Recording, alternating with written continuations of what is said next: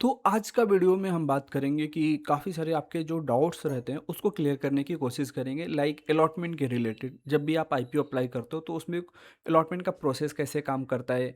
अगर हम आपके जो नॉर्मल क्वेश्चंस आते हैं जब मैं लाइव रहता हूँ कि किस ब्रोकर में अलॉटमेंट सबसे ज़्यादा मिलते हैं, मतलब कि एंजल वन में, अपस्टॉक में, धन में कैसे काम करता है। अगर मेरे पास एंजल वन है तो क्या मैं धन में शिफ्ट हो जाऊँ, उसमें अलॉटमेंट ज़्यादा मिलता है। आप कौन से ब्रोकर यूज़ करते हो जो आपको हर बार अलॉटमेंट मिल जाता है। थर्ड पार्टी एप्लीकेशन है, थर्ड पार्टी एप्लीकेशन, क्योंकि ये बहुत ज़्यादा आपके क्वेश्चन आते हैं कि थर्ड पार्टी सर आप बार बार बोलते हो थर्ड पार्टी भी ट्राई कर सकते हो, लेकिन होता क्या है। जो नए जो आईपीओ इन्वेस्टर होंगे उनको थर्ड पार्टी नहीं पता होगा। तो थर्ड पार्टी बेसिकली काम कैसे करता है उसके बारे में मैं आप एक बार बता देता हूँ। पहली चीज़, आप आईपीओ कैसे अप्लाई करते हो? आप आईपीओ अप्लाई करते हो, आईपीओ आया, आपने क्या किया, अपना कोई भी ब्रोकर है उसको ओपन किया, यूपीआई आईडी मेंशन की, फिर एचएनआई या रिटेल में कोई भी एक में चूज़ किया आपने और मैंडेट के लिए अप्रूवल डाल दिया। उसके बाद आपके पास मैंडेट आया, फ़ोनपे या गूगल पे पे आपने मैंडेट को अप्रूव कर दिया। तो आप ऐसे as it is genuine apply करते हो, मतलब कि ये आपका ओरिजिनल अप्लाई हुआ। जैसे कि जिस बैंक से आपने अप्लाई किया और जो बैंक आपके डीमैट अकाउंट में लिंक रहा और जो पैन कार्ड लिंक था उससे अप्लाई किया। अब थर्ड पार्टी से अपोजिट होता है। कभी कभी क्या होता है कि बहुत अच्छे आईपीओ आ जाते हैं, जैसे कि अभी रिसेंटली इंडो एमएम का आया था। तो वहाँ पे हमारे पास जितने डीमेट्स अकाउंट्स रहते हैं, जो फैमिली मेंबर्स के डीमेट्स अकाउंट्स हैं, उससे तो हम अप्लाई कर देते हैं। लेकिन फिर भी हमारे पास फंड बच जाते हैं, तो हम सोचते हैं कि चांसेस थोड़ा इंक्रीज करें लेकिन हमारा ट्रांजैक्शन ना बढ़े। और हम पैसे अगर अपने फ्रेंड्स के अकाउंट्स में डालते हैं, तो अगर आईपीओ नहीं मिलता और अनब्लॉक हो गया अगर वो पैसा, तो क्या वो पैसा देगा कि नहीं देगा, या फिर वो खर्चा कर देगा, क्योंकि टाइम ज़्यादा जाता है ना। कभी कभी 4-5 दिन का प्रोसेस स्टार्ट हो जाता है फंड अनब्लॉक से लेके और सारी प्रोसेस कंप्लीट होने में।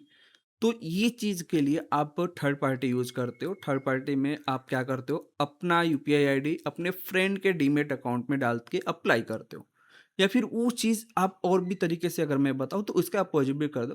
फ्रेंड का बैंक अकाउंट का मतलब फ्रेंड्स का यूपीआई आईडी अपने किसी डीमैट अकाउंट में डाल के आप ट्राई कर सकते हो। ऐसा थर्ड पार्टी काम करता है।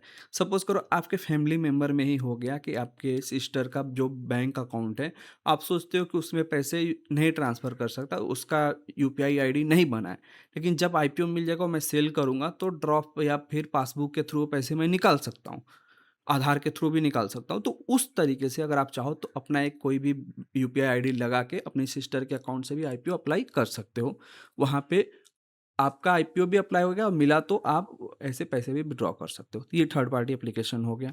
अब हम बात कर लेते हैं कि ब्रोकर के हिसाब से कि किस ब्रोकर में ये क्वेश्चंस पता है आपको बहुत सारे लोगों के रहते हैं। आप किस ब्रोकर में अप्लाई करते हो? आपको इतने आईपीओ कैसे मिल जाते हैं? कितने लॉट के साथ अप्लाई करते हो? तो देखो, आईपीओ अलॉटमेंट लॉटरी बेस पे होता है। ये दिमाग से एकदम निकाल दो आप कि ब्रोकर चेंज करने से अलॉटमेंट आपको मिल जाएगा। ऐसा कुछ नहीं, लॉटरी बेस पे अलॉटमेंट मिलता है। कभी कभी ब्रोकर चेंज करने से इसलिए मिल जाता है कि कुछ आप केवाईसी वगैरह अपडेट कराए रहते हो, लेकिन एंजल वन या फिर अदर ब्रोकर में आपका वो अपडेट नहीं रहता है। तो वहाँ पे क्या होता है कि ब्रोकर के पास जो जाता है वो रॉन्ग इन्फॉर्मेशन चली जाती है। मतलब कि कैसे काम करता है मैं बताता हूँ।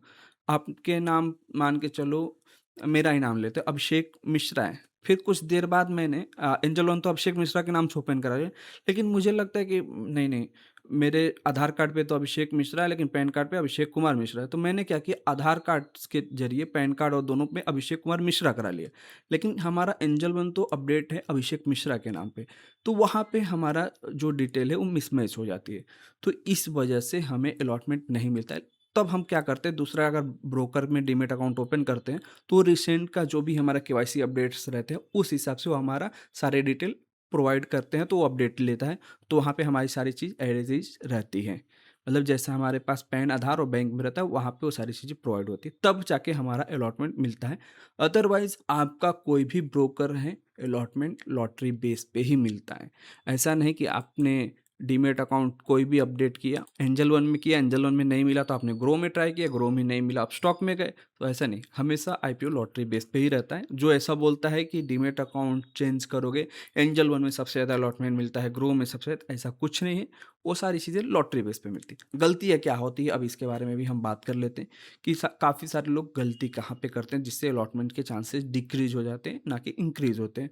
पहली गलती, कोई भी अच्छे आईपीओ जब वन टाइम से ज़्यादा सब्सक्राइब हो जाता है तो वहाँ से एक लॉट से ज़्यादा आपको अप्लाई नहीं करना चाहिए। अगर एक लॉट से ज़्यादा अप्लाई करोगे फिर भी एक ही लॉट आपको मिलेगा। जो आईपीओ जिस भी कैटेगरी में अगर 1% से ज़्यादा सब्सक्राइब नहीं हुआ रहता है तो उसमें आप मल्टीपल लॉट ट्राई कर सकते हो। फॉर एग्जांपल मणिपाल हेल्थ में रिटेल कैटेगरी 0.98 है, यानी 1% से कम है, तो वहाँ पे जितने लॉट आप लगाओगे, अप्लाई करोगे, उसमें अलॉटमेंट मिलने के चांसेस उतना रहता है। अब उस आईपीओ में लिस्टिंग गेन भी नहीं मिलती है, क्योंकि अगर लिस्टिंग गेन रहती तो फुल्ली सब्सक्राइब भी हो जाता, फुल्ली सब्सक्राइब नहीं है तो लिस्टिंग गेन भी नहीं मिलेगी, तो वहाँ पे लगाने से फ़ायदा भी नहीं है। तो ये चीज़ हो गई। दूसरी चीज़, मैंने जो थर्ड पार्टी बताया, काफ़ी सारे लोग क्या करते हैं थर्ड पार्टी के थ्रू, मतलब कि अपने ही बैंक अकाउंट से 7-8 मैंडेट अप्रूव कर देते हैं, तो यहाँ पे भी प्रॉब्लम आ जाती है। क्योंकि मैंडेट 1 से 2 ही अप्रूव होंगे आपके एक बैंक अकाउंट से, सिंगल बैंक अकाउंट से, और यूपीआई अगर सेम रहा तो ज़्यादा चांसेस रहता है कि रिजेक्ट हो जाए। तो अगर आप एक ही बैंक से कर रहे हो तो एक में गूगल पे का यूपीआई डालो और एक में फ़ोन पे का, ऐसा करके आप यूज़ कर सकते हो। ये 2 ही आप अप्लाई, 2 या 3 ही अप्लाई कर सकते हो। काफ़ी सारे लोग क्या करते हैं 4, 5, 6, 8 लॉट तक, मतलब 8 एप्लीकेशन डाल देते एक ही यूपीआई आईडी से, तो कैंसल हो जाते हैं। तीसरी चीज़, नेम मिसमैच, जो मैंने ऑलरेडी आपको अभी बताया था कि नेम मिसमैच की वजह से आपका डेटा एक्चुअली फैच नहीं हो पाता, जिस वजह से आपके एप्लीकेशन कैंसल हो जाते हैं।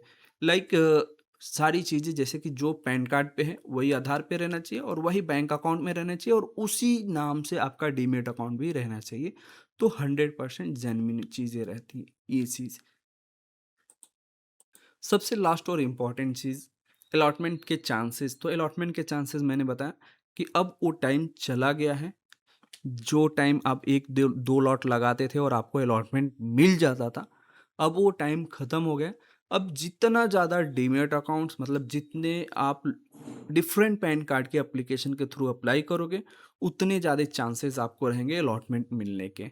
तो अब वो पूरा का पूरा टाइम खत्म हो गया, क्योंकि आजकल आईपीओ इन्वेस्टर बहुत ज़्यादा हो गए। इस वजह से हम लोग खुद कभी-कभी थर्ड पार्टी एप्लीकेशन का भी यूज़ करते हैं। अगर 18-20 एप्लीकेशन लगाने के बाद भी कुछ एप्लीकेशन बच जाते हैं, फंड बच जाता है, तो वहाँ पे हम अलॉटमेंट चांसेस इंक्रीज़ करने के लिए थर्ड पार्टी एप्लीकेशन का यूज़ करते हैं। अब एक लाइन में पूरी समरी में अगर मैं बताऊँ, तो आपको अलॉटमेंट चांसेस अगर बताएँ, तो ब्रोकर चेंज करने से नहीं होता है। किसी भी ब्रोकर में अलॉटमेंट प्रोसेस वही होता है, लॉटरी बेस पे होता है, और लॉटरी बेस पे ऐसा नहीं कि 5 में से 1 मिलना है, तो हर 5वें में अगर आप 5 लगाते हो, तो हर 5वें के बाद आपका नंबर आ ही जाए, ऐसा भी नहीं होता है। और रैंडमली कोई भी नंबर जनरेट कर सकता है। जब आईपीओ का जो जो उनका सॉफ्टवेयर रनिंग का प्रोसेस होता है, वो मतलब कि हर बार हर आईपीओ के जो नंबर्स होते हैं वो ऑटोमेटिक वो जनरेट करता पड़ता है और चेंज होता रहता है। उसके जो नंबर्स है उस टाइप से सॉफ्टवेयर को बनाया गया। मतलब कि अगर मैं बताऊँ कि एक आईपीओ का अलॉटमेंट आया एक्स वाई जेड, और उसमें आया कि 5 को दे दिया, 10 को दे दिया, 12, 13, 15, ऐसे मैंने कर दिया। फिर दूसरा भी अलॉटमेंट आया तो वो भी 5, 10, 12, 15 ऐसे नहीं स्टार्ट होगा, फिर वो 1, 8, 7, 6, मतलब कि हर बार वो नंबर चेंज होते रहते हैं। तो इस तरीके से वो प्रोसेस काम करता है। बाकी सारी अपडेट्स, आई होप आपको सारी इन्फॉर्मेशन क्लियर हो गई होगी। और ब्रोकर में कोई भी ब्रोकर चेंज करो नहीं मिलेगा। डीमेट्स अकाउंट्स आपके सारी चीज़ें सही होनी चाहिए, कोई भी स्पेलिंग मिस्टेक नहीं होनी चाहिए। तीसरी चीज़, केवाईसी वगैरह सारी चीज़ें अपडेट रहनी चाहिए। और उसके बाद अगर अलॉटमेंट के चांसेस इंक्रीज करने हैं, तो जितना ज़्यादा मल्टीपल फैमिली मेंबर के डीमेट्स अकाउंट आप ओपन कर सकते हो और उसके बाद आईपीओ अप्लाई करोगे, तो ही चांसेस बनेगा, अदरवाइज कोई और ऑप्शन या कोई ट्रिक नहीं है अलॉटमेंट पाने का।